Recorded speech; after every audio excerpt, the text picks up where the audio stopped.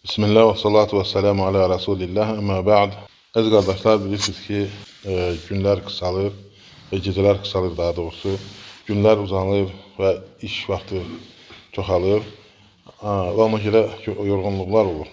Amma ibadətlərdən geri qalmaq olmaz. Yəni, ibadətlərə vaxtında riayət eləmək lazımdır. Xüsusən də əl-fəcr, yəni sübh namazı vaxtı diqqətli olmaq lazımdır. Və Rasulullah sallallahu aleyhi və səlləm buyurur ki, mən sallə əl-bərdeyn dəxiləl cənnə. Kim iki namazı, əl-bərdeyn, sübh namazından asr namazına deyilir.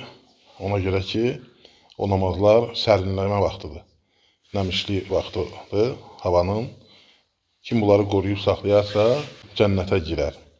Əlbəttə ki, ümumiyyətlə, birinci həmişə yadda saxlamaq lazımdır ki, hər hansı bir ibadəti olduğu kimi etmək lazımdır. Buyurduğu kimi etmək. Yəni, qəbul olmasının şərtlərindən birisidir.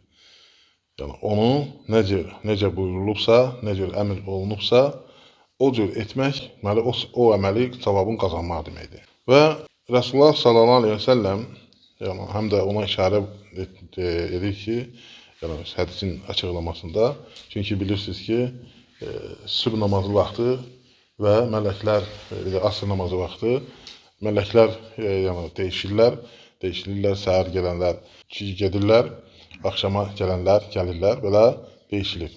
Ona görə də yəni, bu fəzilətli vaxtı itirmək olmaz və həmçinin, çünki o vaxtı şirin yuxu vaxtı olur, səhər, asr vaxtı da nə olur?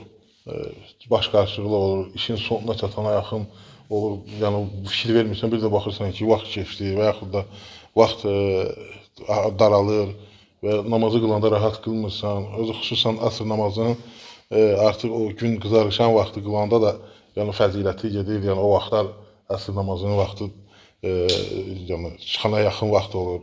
Və ona görə ehtiyatlı olmaq lazımdır. Bu namazları qoruyub saxlamaq lazımdır. Yəni, sübh namazı haqqında danışırıq biz ki, fəzilətləri haqqında və həmçinin sübh namazını cəmaatla qılmaq. Xüsusən də, yəni ümumiyyətlə, bu ümmətin yəni, kişilərinə cəmaatla məsciddə namaz qılmaq əmr olunur, vacibdir və onu tərk eləmək olmaz. Kim üzürsüz səbəbə tərk eləyərsə, günah qazanır. Və hətta bir hədisdə gəlir ki, onun namazı olmaz. Yəni, tərk eləyərsə, azanı işlərsə, tərk eləyərsə, getməzsə, onun namazı sayılmaz. Ona görə çox ehtiyatlı olmaq lazımdır. Yəni, bunlardan və sübh namazı həm də şirin yuxu vaxtıdır, həm də insana ağır gəlir. Yəni, özdəki bu namaz xüsusən qeyd olunur ki, münafiqlərə ən ağır namazdır, işə namazından sübh namazı. Ona görə də çalışmaq lazımdır ki, ibadətləri qoruyub saxlayasan. Məsciddə qoruyub saxlamağın fəziləti çoxdur. İndi üzürlü səbəb də odur ki, xəstəlik və ölüm təhlükəsi.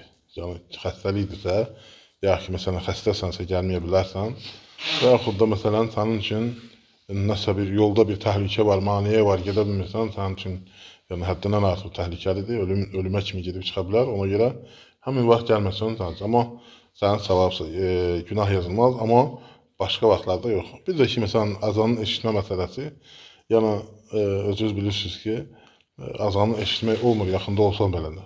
Yəni, uzaq məsafə, əlbəttə ki, onlar üçün vacib deyil, yəni əgər uzaq məsafə. İndi o uzaq məsafəyə də baxmaq lazımdır.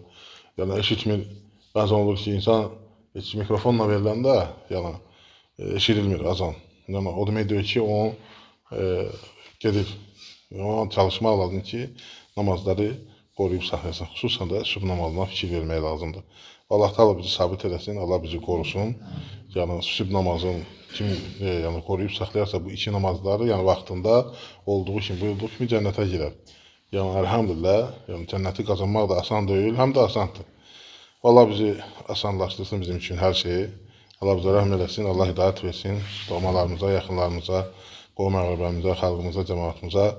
Və Allah da bizi xeyir gəldi eləsin, Allah ölkə başımızı qorusun, Allah ölkəmizə aman içərisində etsin, Allah əskərlərimizi qorusun. Allah bütün müsəlmanlara kömək olsun. Subhanək Allahumma bihamdik, nəşədən la iləhə illə əntə nəstəğfiruka nətubu ilə.